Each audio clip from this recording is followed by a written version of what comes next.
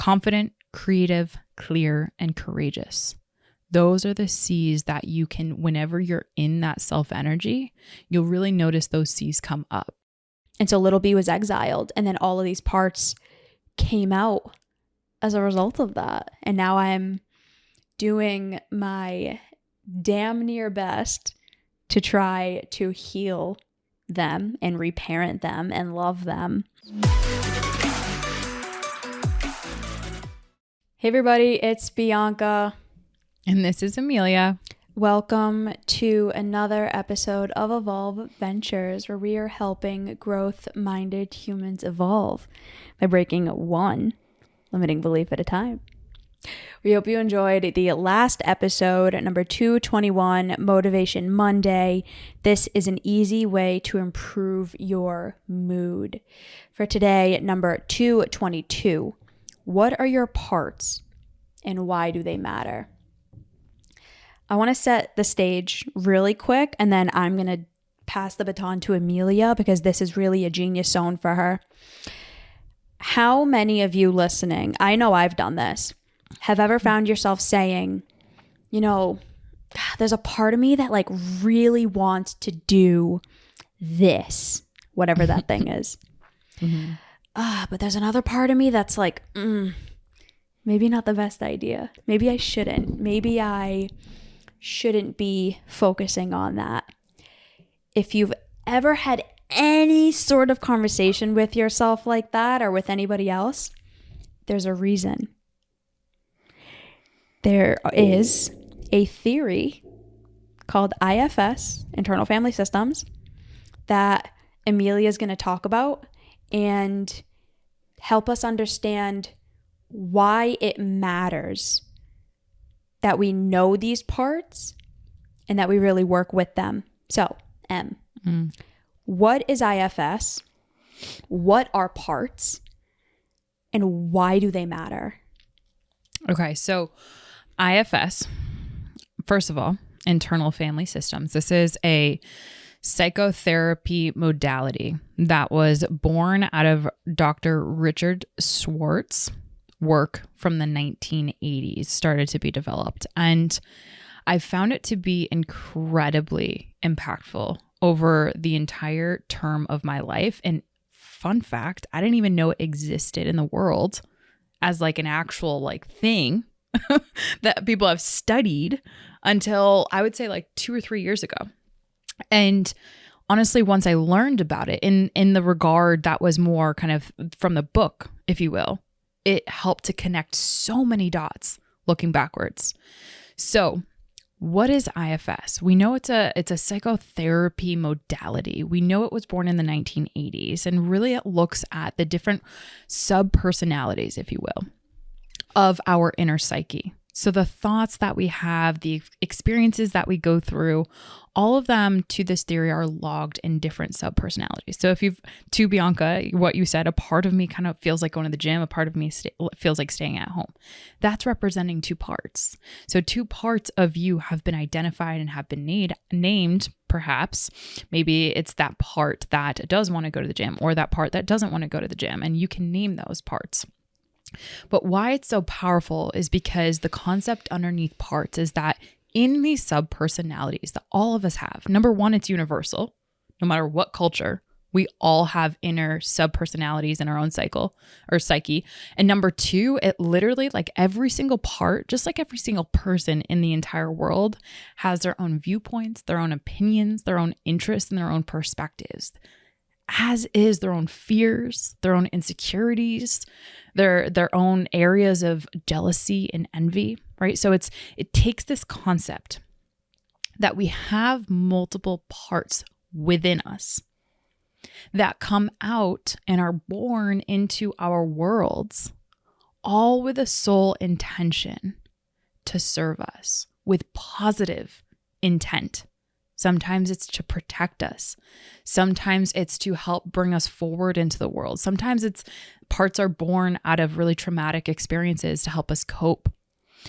All in all, IFS parts, what are they? They're parts of us that are created to help us live a life that's more in peace, internal peace. And that's really the goal of IFS. That's why I find it so impactful and so powerful, because we kind of pull the curtain behind what is going on in our psyches. We look behind that curtain and we say, oh, there's multiple parts of us. So if you've ever heard an inner voice that says, you know, you make plans with your family or a friend and it's like, well, I'm so excited to go. Yeah. When you were making those plans, that part of you was driving. But the parts that weren't necessarily active or expressive in that moment are the ones that you hear afterwards, where it's like, frick, why did we make that plan? I don't know if I really want to go. Like, you hear all these kind of inner voices. And here's the thing. Having these inner voices, I know there's a lot of stigma around this. It's normal. And it happens universally. I want to put a disclaimer. This is very different than someone who is having like dissociative identity disorder, where they're genuinely switching between different, like unconsciously switching between different personalities. That's a dissociative disorder that comes from trauma. That is not what this is.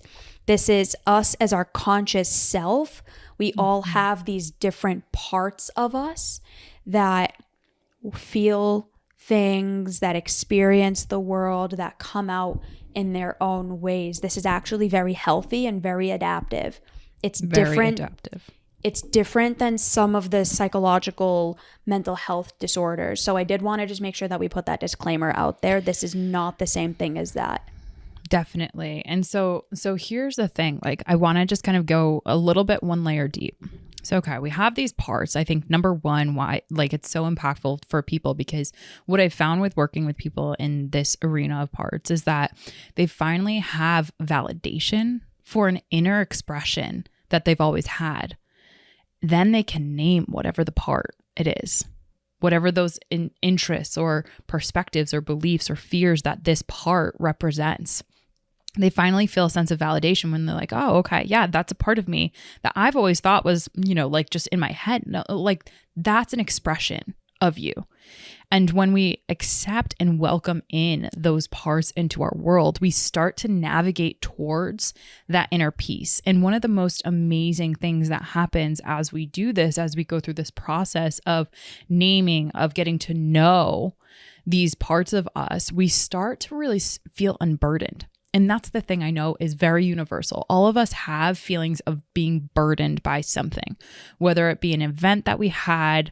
You know, we can all think about a memory where something didn't go our way, or it was really painful, hurtful. And there's a part of us that is probably clinging on to that memory and hasn't processed it, or haven't given the space to acknowledge what we experience in those moments. And so as we start to look at our parts, examine them, understand them, and how they interact and interplay in our worlds, our decision-making, our behaviors, we start to really feel unburdened. I want everyone to envision we go throughout our lives and we kind of put on a wet jacket. Every single experience that we have, we put on another wet jacket. We like just crap comes our way. We put on another wet jacket. Eventually we feel like we have a million wet jackets on us. And sometimes the world can feel so heavy. Mm. When we start to understand our parts, when we start to acknowledge and accept them, it's like the feeling of taking off that wet jacket. You start to feel lighter. You start to feel more hopeful for the world. You start to feel more expressed. And what I find with that's where the peace, the inner peace that truly you want to have, instead of all this inner conflict that we oftentimes experience, we start to really be able to capture that and live in that energy. And so it's called self-energy, if you've ever heard of it, when you can live in that internal peace. So, why don't we have me be a case study and let's go through some of this so people can get a tangible example. So I think what would be helpful is, what are the different categories of parts? Definitely. And I can go through mine so people get an understanding of like what that actually looks like and the functions that they serve. Are you aligned to that? Definitely. All right. So for our listeners, the way in which IFS is broken down is essentially when you acknowledge a part, typically they're categorized of like, I would say one of three different categories. So we have what we call firefighters. These are the parts that get activated when it starts to like it really is in the situation and it's fighting its way out. These get activated all the time. When we get triggered, we have memories come up and we notice that the moment right now is it's not going to be pleasant for us. So what we end up doing, the parts end up kind of taking over in those moments. They start numbing. They don't want to experience pain. So this can look like, if you're in the middle of the breakup, you start, drinking alcohol or drugs, or maybe you numb by food, right? So this is a firefighter part that gets activated in the moment. And I start there because that's when we typically are able to recognize our parts more often than not. So B, for this firefighter category, what is your reactive part that you oftentimes find come up in the moment to try to protect you from what's happening here and now? So I have two different ones, and these are my, I would say, unhealed parts, and I have very healed and adaptive parts too that I'm trying to transform them into. So I'll go into my unhealed ones because I think that's where a lot of our listeners are going to be starting. So right. One of them I have named Viper, and Viper is my fighter. Viper is that like aggressor that comes out of me that is just like all fire, all like a rage in a sense. It is very much like the bravado, don't mess with me protector. I also have another one that I've identified as shame. And this protector was one that really, this firefighter is one that came up over years of learning that if I hurt myself first, then I won't get hurt by others. So it's a very like self-deprecating firefighter as a way to try to protect myself by getting hurt even further. Okay, so in order to prevent pain in the moment, what it will do is it will switch on a pain and be self-shaming or something for you. Yeah. So okay. I'll like start saying negative things about myself, or I'll just like hyper focus on everything that's wrong with me, or just go into like old, really negative conditioned beliefs as a way to like kind of validate and justify what happened. Okay, yeah. And this is a trademark of firefighter parts. In the moment, they really try to like their motivation, like I said, all of the parts' motivations are to really like they're really positive. Though the way in which the behaviors kind of result might not necessarily be, if someone were to look objectively, the most positive thing. So distancing from emotions and from the pain in the moment, that's a trademark of firefighting parts. Again, they're reactive in the moment. So now the second category of parts, this is really where the managers, it's like, I always think of like the Karens of the world. I know that's relatable, but like we all have kind of like a Karen part a little bit where it's always trying to manage our life. And this is really where the protective, more proactive protections come into play. So the managers of our life are always trying to, again, positive intent, the way in which they go about that is, subjective to the moment. But what they do is they try to run your daily life. All the time they're trying to seek control. All the time they're trying to seek safety. And they're trying to inject that in ways that might not be adaptive for you.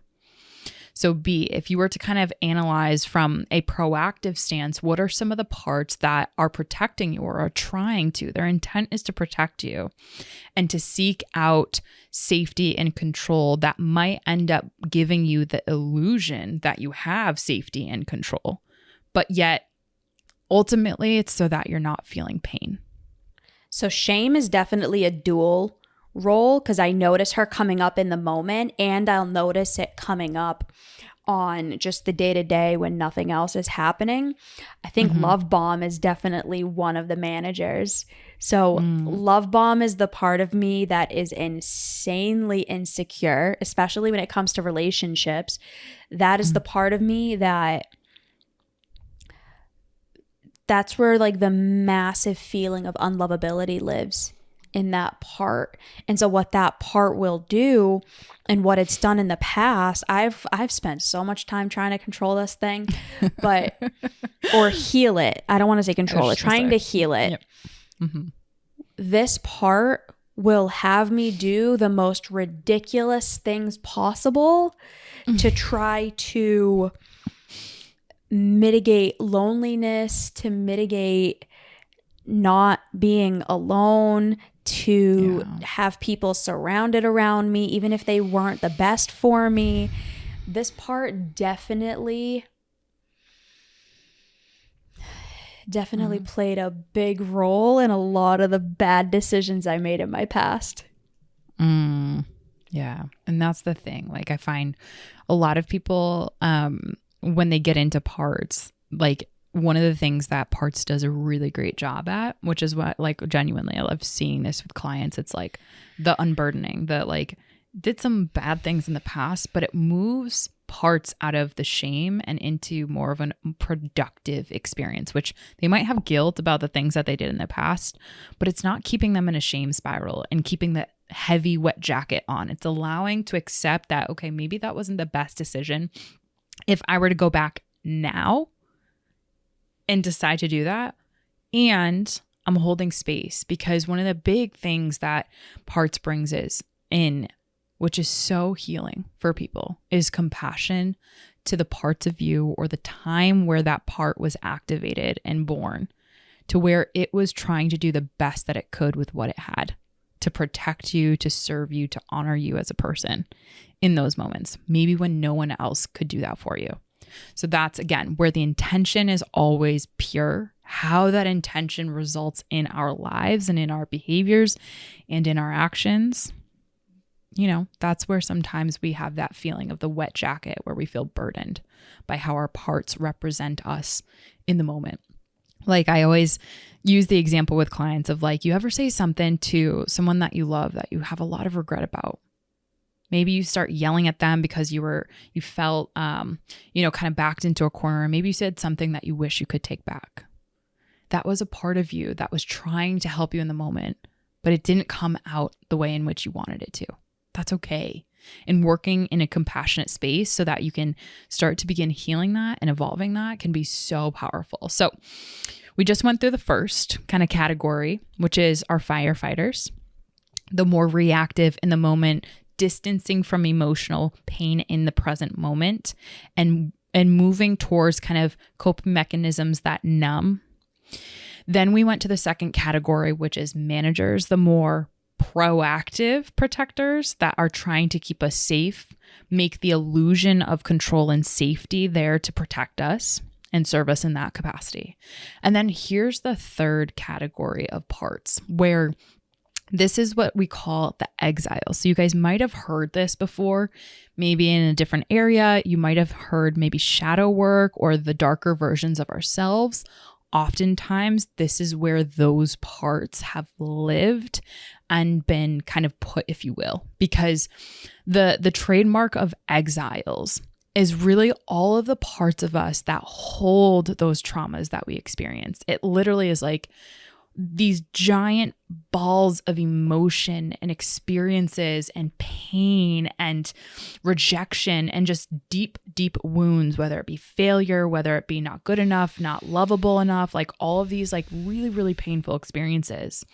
And because in the moment we couldn't let that out for whatever reason, that part was exiled and pushed away or pushed down or pushed to the side, whether it be by our families, whether it be by our friends, whether it be by ourselves. And exiles, they are always always trying to help us work through that pain, that traumatic experiences, but sometimes don't do it in the most healthy way. These are the ones that feel like they've been rejected by our own self. And these can be some of the most vulnerable parts of us that we might never show, or we might never feel safe enough to show other people, or to live in, or even to visit ourselves when we're alone. Hi everyone, my name is JC DaCosta, and I just wanted to tell you a little bit about Evolve Ventures, and to let you know that it is a community where you can be your authentic self. I personally have experienced a place where I can tell my story and know that I'll find somebody who has shared a similar experience. It's a community of empathy, of leadership, of growth, of opportunity, and it's just a phenomenal community with budding and growing leaders who have a voice. And it's a forum and a platform for all of this good conversation, and it's meaningful conversation. So I am grateful for Evolve Ventures and its leadership, and thank you so much for listening to my spot. Take care. So B, you mentioned a couple of parts of yours. In kind of this exile arena, what would you say is one of your exile parts? Definitely little B. Yeah. Little B is, I actually had a picture of the image that I had of little B as my phone background for a couple of months, because I was really trying to take her out of exile and kind of like reparent her and give her all of the love that she never thought that she had and that she never felt. Little B is the very young, rambunctious, wild child, like crazy ass version of myself when I was a kid. And she was such a beautiful free spirit, but was really shut down and put down and shamed and exiled, to use that term, by the people around me who were really struggling with accepting themselves. So that part of me was really, she was the catalyst for all of the other parts to come out. So like when she didn't feel safe, Viper would come protect her. So like I was a very aggressive little kid. Like I would get into fights at school. I almost got suspended for biting my brother. Like I bit a chunk out of his back when I was a kid. Like I was, and then shame comes out and is like, you're a POS and you were a terrible person. See, even just in that moment, she just wanted to come out. I struggled a lot as a kid because of all of that.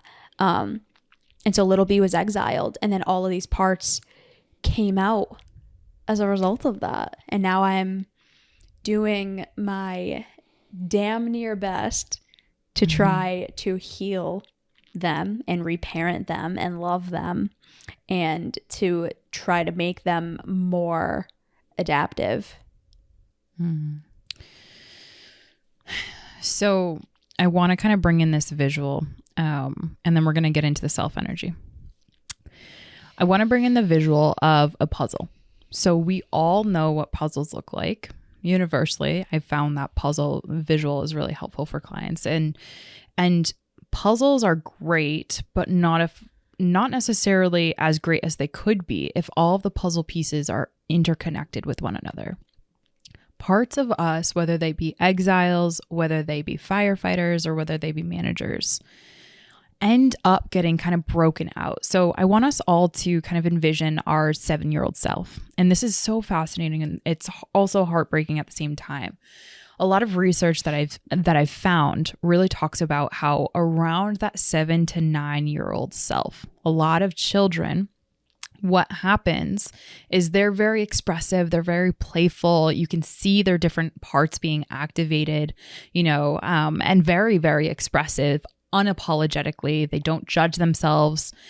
But then as they start to kind of get into that 7 to 9, and when they get around other people, they start to bring in those burden parts of other kids, which have brought in burden parts of their family, of the people that have been upbringing them, caring for them.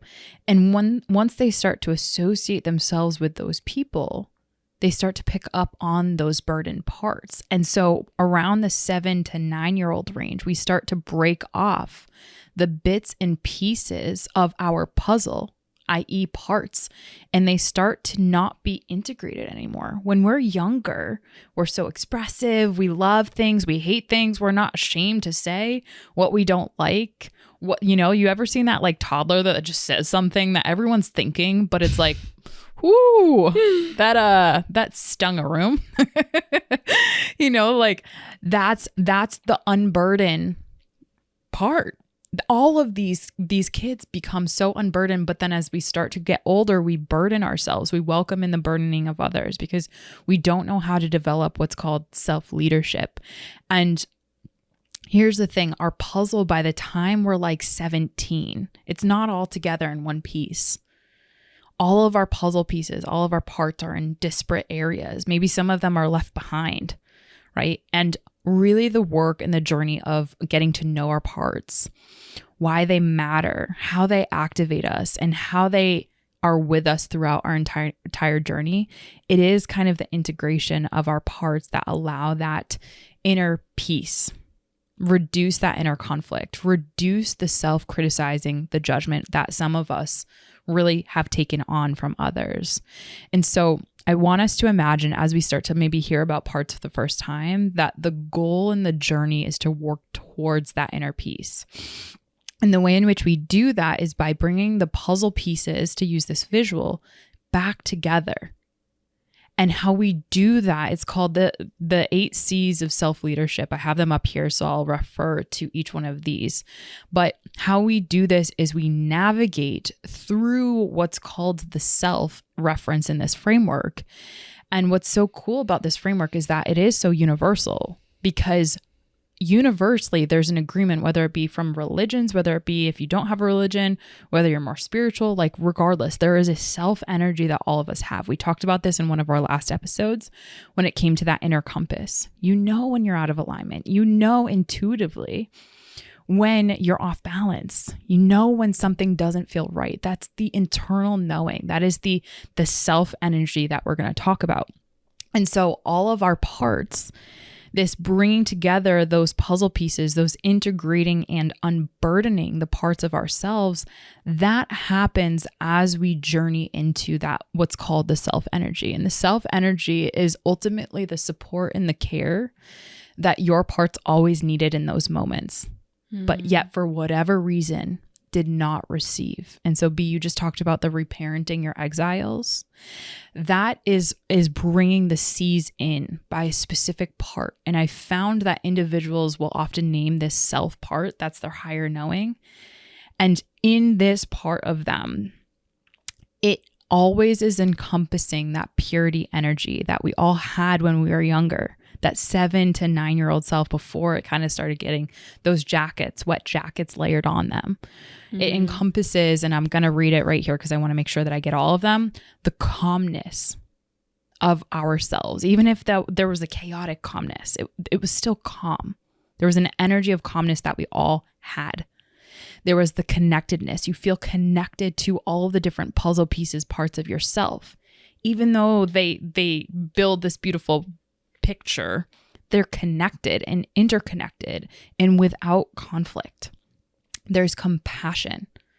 This self energy brings so much compassion to the table for whatever you've been through and wherever you're going.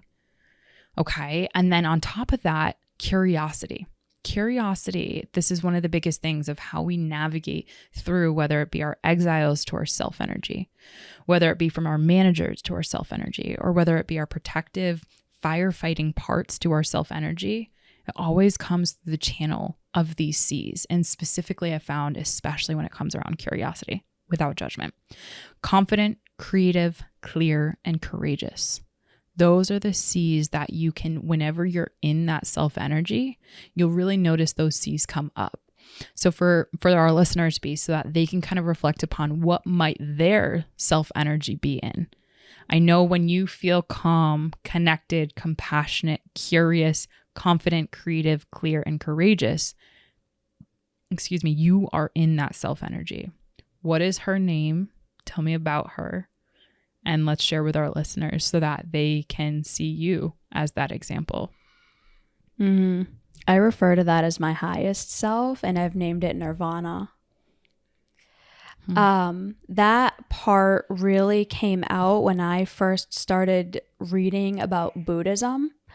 I'm fascinated by Buddhism and the theory underneath it because it's really in line with the beliefs that I hold about life and the world, that there's always going to be opportunities for suffering in this world. Like, life is going to be difficult and challenging, but it's the way that we navigate through it and what we do and how we show up for all of that that really impacts whether we allow that suffering to become our life, or if we see it, work with it, work through it, and transform it. And so when I was initially reading about Buddhism, something that the Buddha had said was that when you can really be in tune with yourself, you will feel like you are in a place of nirvana. And that nirvana is like the highest level of awareness that you could possibly have. And he reached a state of nirvana during like this crazy meditation that he did. And it was after that he came and started teaching the world. And apparently there have been like multiple Buddhas since then, but whatever. I'm not going to go deeper into the philosophy because I don't really know it that much. But in my readings of that, I felt really connected to that because I've always had these moments of clarity come up where it's this feeling of truly knowing. It's like this still moment where like I find myself putting my hand on my heart and I just know. It is so calm, so clear, so certain. And I'm having moments like that more frequently because I'm doing this work on my part and I'm learning about them and identifying them and processing them. And because I'm able to do that, nirvana is able to come out more and is able to guide me because I'm more connected to myself. I didn't know the origin story of the name. That's so beautiful. No. I love that. That's why I plan on getting the Buddha tattoo on my forearm to cover this one up. Right. To kind of honor and welcome that part in. That's really cool. Honor and welcome that. That's where this one came from too. This was Little B. Yeah. Wonder Woman. Okay. Very cool. Very cool. So I think that, well, number one, thank you for sharing so that our listeners can kind of connect some of the things that they experience and IFS and parts and everything. And I want to kind of share, again, why they matter. Parts are the driving life force energy. And I know this is going to sound super spiritual and woo-woo, but this is actually science. Like, they drive us.